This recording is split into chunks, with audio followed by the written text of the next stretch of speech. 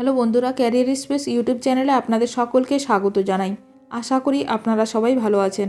আজকে এই মুহূর্তে শিক্ষক নিয়োগ সংক্রান্ত যে সবচেয়ে গুরুত্বপূর্ণ আপডেট উঠে এসেছে, বিস্তারিত সেই সম্পর্কে আলোচনা করব। তাই ভিডিওটি অবশ্যই শেষ পর্যন্ত দেখবেন নিয়োগ সংক্রান্ত অনেক নতুন নতুন আপডেট পাওয়ার জন্য। বন্ধুরা, শিক্ষা সংক্রান্ত ও চাকরি সংক্রান্ত সমস্ত রকমের লেটেস্ট আপডেট আপনারা এই চ্যানেলে পাবেন। তাই চ্যানেলটি এখনই সাবস্ক্রাইব করে রাখবেন এবং পাশে থাকা বেল আইকনটিকে অবশ্যই প্রেস করে রাখবেন পরবর্তী সমস্ত রকম লেটেস্ট আপডেটগুলো সবার আগে পাওয়ার জন্য।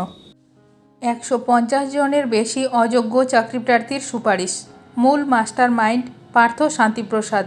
বিরাট দাবি সামনে এলো। স্কুল সার্ভিস কমিশনের নিয়োগ দুর্নীতি কাণ্ডে বড় খবর সামনে এলো।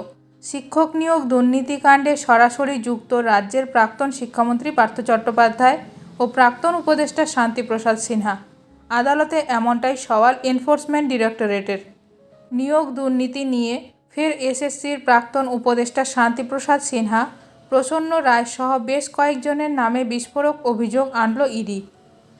কেন্দ্রীয় তদন্তকারী সংস্থা দাবি করেছে, এসএসসির ছোট বড় একাধিক আধিকারিকরা এই নিয়োগ দুর্নীতির সঙ্গে সরাসরিভাবে যুক্ত। তাদের নির্দেশেই চলত বেআইনিভাবে নিয়োগ প্রক্রিয়া। ইডির দাবি, এই নিয়োগ দুর্নীতি কাণ্ডের মাস্টার মাইন্ড হলেন রাজ্যের প্রাক্তন শিক্ষামন্ত্রী পার্থ চট্টোপাধ্যায়। তার সঙ্গে যোগ দেন এসএসসির প্রাক্তন উপদেষ্টা শান্তিপ্রসাদ সিনহা। এদের মদতে কোটি কোটি টাকার মালিক হয়েছেন এজেন্ট প্রসন্ন রায়।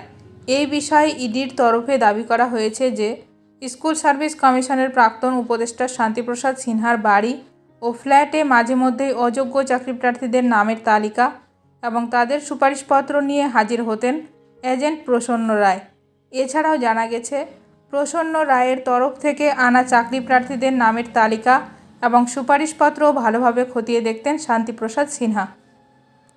ইডির দাবি, নিয়োগ দুর্নীতি কাণ্ডের জন্য তৈরি করা হয়েছিল একাধিক নকল ইমেল আইডি, এমনকি নকল সুপারিশপত্রও তৈরি করা হয়েছিল। এই নকল ইমেল আইডি তৈরি থেকে শুরু করে নকল সুপারিশপত্র বানানোর নেপথ্যে যে ব্যক্তি মধ্যমণি ছিলেন, তিনি হলেন রাজ্যের প্রাক্তন শিক্ষামন্ত্রী ও তৃণমূলের প্রাক্তন মহাসচিব পার্থ চট্টোপাধ্যায়। স্কুল সার্ভিস কমিশনের বৈধ নিয়োগ প্রক্রিয়ার সময়কাল সম্পন্ন হয়ে যাওয়ার পরেও প্রায় 150 জনের বেশি অযোগ্য চাকরি প্রার্থীর সুপারিশ মঞ্জুর করা হয়েছিল। এই সুপারিশ মূলত মঞ্জুর করেছিলেন শান্তিপ্রসাদ সিনহা, এমনটাই দাবি করছে ইডি। ভিডিওটি ভালো লাগলে অবশ্যই লাইক করবেন। আজকের ভিডিওটি এখানেই শেষ করলাম। নতুন কোনো আপডেট নিয়ে দেখা হবে নেক্সট ভিডিওতে।